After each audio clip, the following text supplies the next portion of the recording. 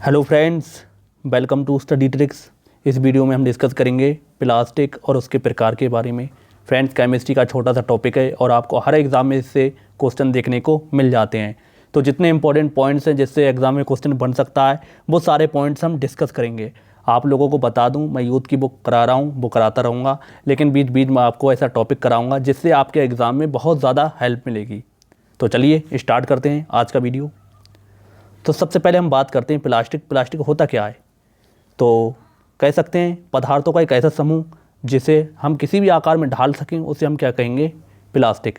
तो आप लिख सकते हैं इसके बारे में, पदार्थों का समूह। क्या कहेंगे?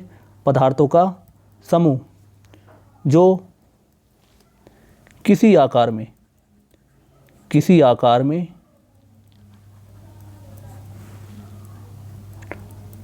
ढाला जा सके उसे हम क्या कहेंगे?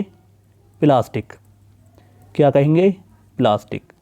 तो आपको इतना सा ध्यान रखना है कि पदार्थों के एक समूह को जो किसी भी आकार में हम ढाल सकें उसे हम क्या कहेंगे? प्लास्टिक। आई होप आपको ये पॉइंट क्लियर होगा। नेक्स्ट हम बात करते हैं प्लास्टिक के प्रकार के बारे में। तो आपको एक चीज़ ध्यान रखना है, रासायनिक विधि से हम जो प्लास्टिक तैयार करते हैं तो वो दो तरह का होता है। कितने तरह का होता है? दो तरह का। तो प्लास्टिक के हम प्रकार की बात करते हैं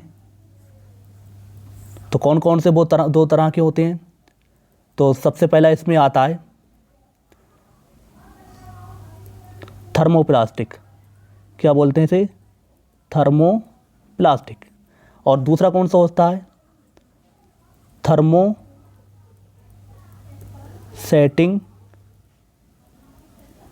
प्लास्टिक। तो आपको इन दोनों के बारे में पढ़ना है, एक एक करके अच्छे से समझ लेते हैं। मतलब अच्छे से मतलब ये है कि जितने इंपॉर्टेंट पॉइंट्स हैं एग्ज़ाम में जिससे क्वेश्चन बन सकता है वो सारे पॉइंट्स हम डिस्कस करते हैं। तो सबसे पहले हम बात करेंगे थर्मोप्लास्टिक की। बात करते हैं थर्मोप्लास्टिक की। अब ये क्या होता है फ्रेंड्स? ये एक तरह का प्लास्टिक है। किस तरह का? अगर हमने इसे गर्म करेंगे तो कैसा हो जाएगा? ये मुलायम। इसे हम ठंडा करेंगे तो कैसा हो जाएगा? ये कठोर। यानी इंग्लिश में आप बोल सकते हैं, जब हम इसे हीट करेंगे तो हो जाएगा सॉफ्ट, और ठंडा करेंगे, कूल करेंगे इसे तो कैसा हो जाएगा? हार्ड। तो आपको बस इतना सा ध्यान रखना है थर्मोप्लास्टिक के बारे में।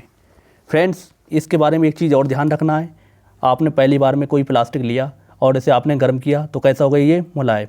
आपने इसे ठंडा किया, ये कैसा हो गया? हार्ड। आपने दोबारा इसे गर्म किया तो कैसा हो गया? मुलायम। फिर आपने इसे दोबारा ठंडा किया, ये कैसा हो गया? कठोर। तो कहने का मकसद ये है, इसकी ये प्रॉपर्टी है, ये हमेशा इसके अंदर बनी रहेगी। कौन से प्लास्टिक के अंदर? थर्मोप्लास्टिक के अंदर। इसे आप जितनी बार चाहें उतनी बार गर्म करें और जितनी बार चाहें उतनी बार ठंडा करें, इसकी ये प्रॉपर्टी गर्म करने पर मुलायम और ठंडा करने पर कठोर होता रहेगा। तो बस आपको इतना सा इसके बारे में ध्यान रखना है। आई होप आपकी ये बात समझ में आई होगी। तो आपको ये ध्यान रखना है, ये वाली प्रॉपर्टी, ये गुण हमेशा बना रहेगा, हमेशा बना रहेगा। गर्म करने पर हमेशा मुलायम होता रहेगा, ठंडा करने पर ये कठोर होता रहेगा। तो आपको इस पॉइंट को ध्यान रखना है। नेक्स्ट हम बात करते हैं जिन कार्बनिक यौगिकों के अंत में द्विबंध होता है। द्विबंध यानी बोल सकते हैं डबल बॉन्ड रहता है। अगर हम उनका बहुलीकरण कर दें यानी कि पॉलीमराइजेशन कर दें, तब हमें कौन सा प्लास्टिक प्राप्त हो जाएगा? थर्मोप्लास्टिक। अब आप सोचते होंगे कि पॉलीमराइजेशन क्या होता है, यानी बहुलीकरण क्या होता है। तो वो मैं आपको बताऊंगा, पहले आप इसके एग्जाम्पल देख लें। तो इसमें सबसे पहला आता है पॉलीस्टाइरीन। नेक्स्ट आता है पॉलीथीन। नेक्स्ट आता है पीवीसी, जिसे हम कहते हैं पॉलीवाइनल क्लोराइड। नेक्स्ट आता है टेफ्लॉन। तो ये इसके एग्जाम्पल हैं, आप इसे ध्यान रखेंगे।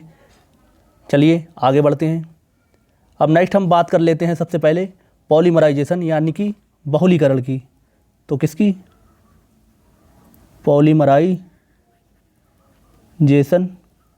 यानी कि बहुलीकरण। तो बहुली का मतलब ही यानी पॉली का ही मतलब होता है बहुत सारे। फ्रेंड्स, बहुलीकरण का मतलब क्या होता है? बहुत सारे। तो जब एक यौगिक के दोस्तों जब एक यौगिक के एक, दो या दो से अधिक अणु, दो या दो से अधिक अणु जुड़कर एक बड़े अणु का निर्माण करेंगे तो उसे हम क्या कहेंगे? बहुलीकरण। तो आपको समझना है, किसी भी यौगिक के दो या दो से अधिक अणु आपस में जुड़कर एक बड़े अणु का निर्माण करेंगे, उसे हम क्या कहेंगे? बहुलीकरण। दोस्तों, जो छोटे अणु होते हैं उसे हम क्या बोलते हैं? आपको ये चीज़ भी ध्यान रखना है, उसे हम बोलते हैं मोनोमर। क्या बोलते हैं? मोनोमर। जब ये बहुत सारे मिल जाएंगे, मान लो इनकी संख्या n है, तब हम इसे क्या कहेंगे? बहुलीकरण। या ये इसकी इस क्रिया को क्या कहेंगे? बहुलीकरण। और जो बनेंगे उसे कहेंगे हम बहुलक। क्या कहेंगे? बहुलक। तो आप इस चीज़ को ध्यान रखेंगे, या इंग्लिश में आप कहेंगे पॉलीमर। आई होप आपकी समझ में ये बात आई होगी कि किसी भी यौगिक के दो या दो से अधिक अणु आपस में जुड़कर जब एक बड़े अणु का निर्माण करते हैं उसे हम क्या कहेंगे? बहुलीकरण। उस क्रिया को हम क्या कहेंगे? बहुलीकरण। और जो अणु छोटे अणु होते हैं तो उन्हें हम कहते हैं मोनोमर। और जो बहुत सारे बन जाते हैं, जो बहुत सारे मिलकर एक बड़ा अणु का निर्माण करते हैं, उसे हम बोलते हैं बहुलक। आई होप आपकी ये पॉइंट समझ में आया होगा। चलिए नेक्स्ट हम बात करते हैं। अब नेक्स्ट हम जो इसके प्रकार हैं उसके बारे में हम समझ लेते हैं थर्मोप्लास्टिक के। सबसे पहला हमने बात करी थी पॉलीथीन की। तो पॉलीथीन का मतलब क्या होता है? पॉलीथीन में क्या होता है दोस्तों? इसमें जो एथिलीन गैस होती है, एथिलीन गैस का फॉर्मूला क्या होता है? C2H4। इसके बहुत सारे अणु मिलकर जब जुड़ जाते हैं, कौन सी क्रिया से? बहुलीकरण से। किससे? बहुलीकरण से जुड़ जाते हैं, तब किसका निर्माण होता है? पॉलीथीन का। दोस्तों, इसमें कंडीशन क्या होती है? ताप भी आपका उच्च रहेगा। ताप और दाब उच्च होने पर ये क्रिया होगी, तब किसका निर्माण होगा? पॉलीथीन का। तो बहुत सारे एथिलीन के अणु मिलकर जब बहुलीकरण करते हैं उच्च ताप और उच्च दाब पर, तब क्या बनता है? पॉलीथीन। आई होप आपकी समझ में आया होगा। तो इसके यूज़ देख लेते हैं, जो इसके यूज़ होते हैं, जो एग्ज़ाम में पूछे जाते हैं। चलिए इस प्रकार के प्लास्टिक का यूज़ देख लेते हैं। तो इस प्रकार के प्लास्टिक का यूज़ किस में होता है आपको ध्यान रखना है। इसका जो इम्पोर्टेंट यूज़ है, जो एग्ज़ाम में पूछा जाता है, तो तार के ऊपर का आवरण, तार के ऊपर का आवरण किसका बना होता है? पॉलीथीन का। आप इसे ध्यान रखेंगे। और जो पैकिंग की थैलियाँ जो आप यूज़ करते हैं, पैकिंग की थैलियाँ, ये सब किसकी होती हैं? पॉलीथीन की। तो इसे तो आप डेली लाइफ में देखते ही होंगे। चलिए नेक्स्ट देखते हैं हम। अगला क्या है? अगला है हमारा पॉलीस्टाइरीन। तो अगला है हमारा पॉलीस्टाइरीन। तो पॉलीस्टाइरीन किससे मिलकर बना होता है? तो आपको इसे ध्यान रखना है। अगर हम फेनिल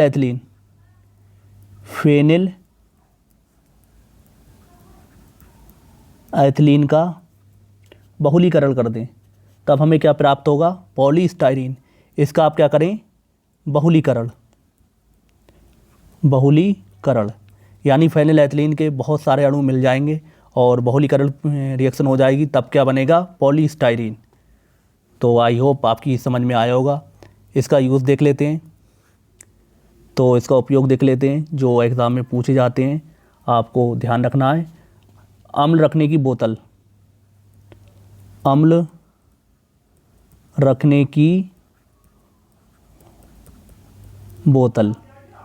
तो आप इसे ध्यान रखेंगे।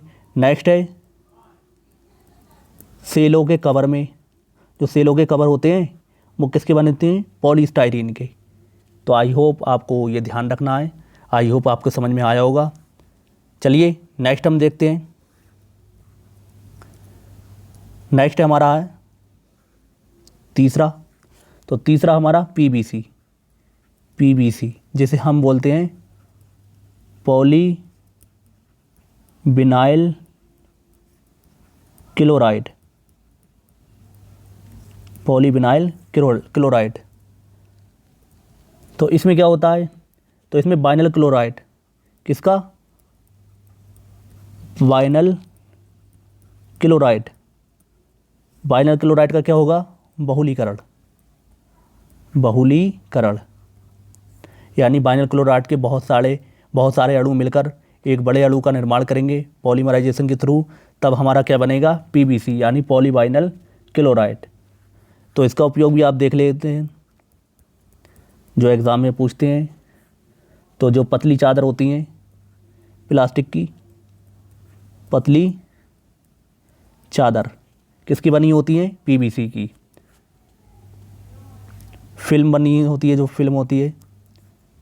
नेक्स्ट है बरसाती सीट कवर, जो बरसाती सीट कवर बनते हैं, बरसाती सीट कवर किसके बने होते हैं? पीवीसी के, यानी कि पॉलीविनाइल क्लोराइड के। आपको ये चीज़ भी ध्यान रखना है। नेक्स्ट हम बात करते हैं, अगला टाइप हम बात करते हैं। जो अगले हमने प्लास्टिक के दूसरा टाइप था हमारा, कौन सा था? थर्मोसेटिंग प्लास्टिक के बारे में। तो इसमें क्या होगा? इसमें मैं आपको थोड़ा और तरीके से बताता हूँ। अभी तक आपने क्या कर रहे थे? प्लास्टिक को गर्म कर रहे थे, तो कैसा हो रहा था? मुलायम हो रहा था। और ठंडा करने पर कैसा हो रहा था? कठोर हो रहा था। कैसा हो रहा था? कठोर हो रहा था। लेकिन ये किसके लिए था? ये थर्मोप्लास्टिक के लिए था। लेकिन थर्मोसेटिंग प्लास्टिक में क्या होगा? आपने मान लो कोई प्लास्टिक लिया, प्लास्टिक को आपने गर्म किया गया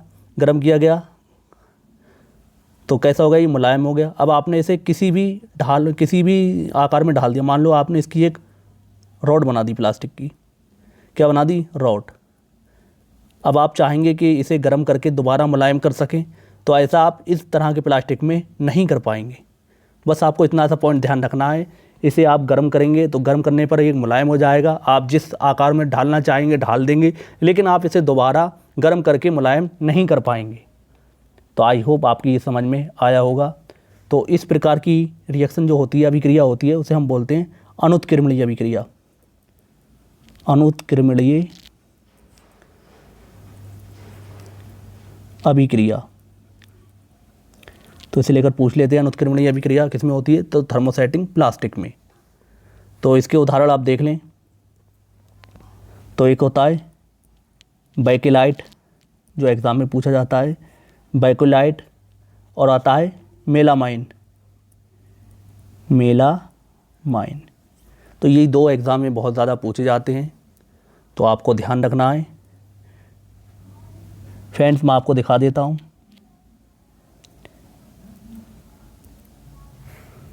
तो ये थर्मोप्लास्टिक का आपको दिख जाएगा। ये कौन सा है? थर्मोप्लास्टिक का। मैं आपको थर्मोसेटिंग प्लास्टिक का भी दिखा देता हूँ। तो ये हमारा थर्मोसेटिंग प्लास्टिक का। तो आप दोनों को देख सकते हैं, इसमें किस तरह के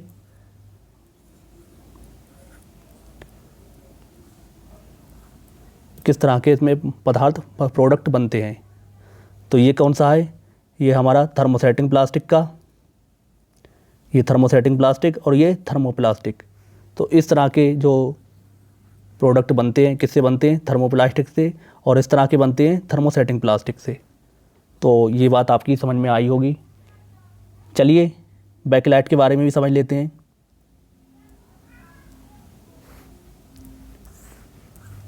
तो बैकलाइट के भी बारे में समझ लेते हैं। बैकलाइट से भी एग्ज़ाम में क्वेश्चन पूछ लेते हैं। बैकलाइट, तो बैकलाइट कैसे बनता है?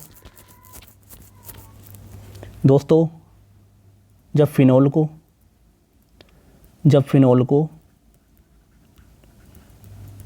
जब फिनोल को फॉर्मेल्डिहाइड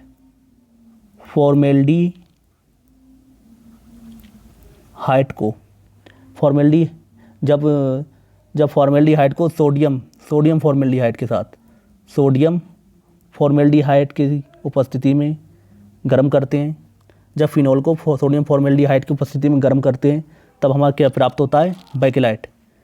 तो आपको ये चीज़ ध्यान रखना है, फिनोल को हम गर्म करेंगे सोडियम फॉर्मेल्डिहाइड की उपस्थिति में तब हमें क्या प्राप्त होगा? बेकेलाइट। इसकी यूज़ आपको ध्यान रखना है, जो एग्ज़ाम में पूछे जाते हैं, तो आप इसकी यूज़ ध्यान रखें। इसकी यूज़ मैं आपको बता देता हूँ। तो सबसे पहला है रेडियो के पार्ट्स होते हैं टेलीविज़न यानी कि टीवी। तो ये सब किसके बने होते हैं? बेकेलाइट के।